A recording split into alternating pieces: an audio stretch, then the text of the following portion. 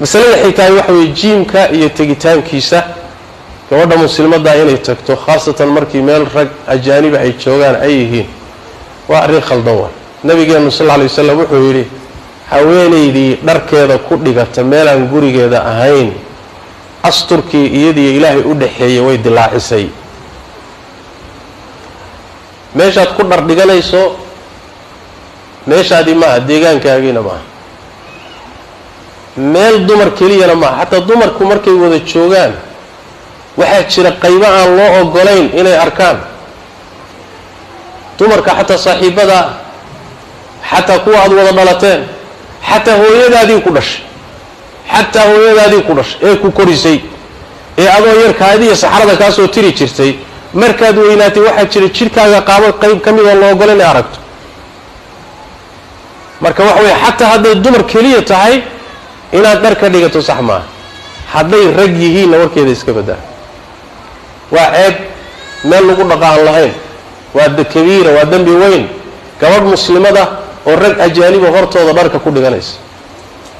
waxa ay sameeynaysan ayna wax daruura ahayn ay tahay waa jimicsanaya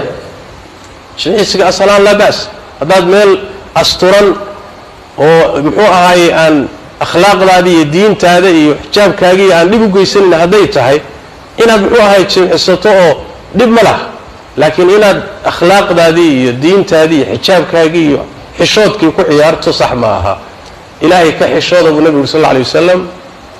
alla ka xishood ya alla ka xishood oo awradiina astura markaas saxaabigu wuxuu ku rasuul ilaahay ka waran hadaan keligay ah hadaan dad la joogo war nabiga sallallahu alayhi wasallam awradaada yuusan arkin illa xaaskaaga ama adoontaada mooyee markaas wuxuu rasuulku ilaahay hadaan keligay ah ka waran cidina ma ila jooginba nabiga sallallahu alayhi wasallam fallahu ahqqu an yustahya minhu min an-nas hadaan cidina kula joogno keliga tahay soo ilaahay la ka xishooto ma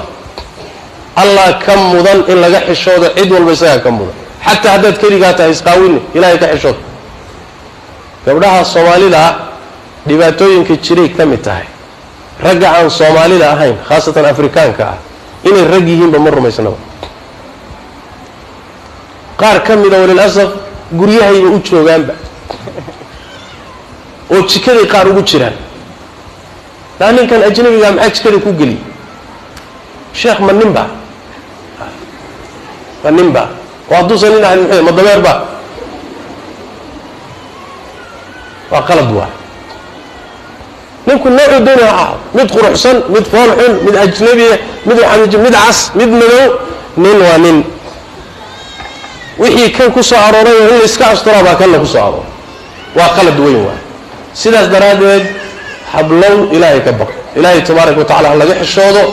hana muxuu ahay hal ilaaliyo akhlaaqdi diinta hal ilaaliyo waxyaalahaas aad iyo aad looga taxadaro wallahu a'lam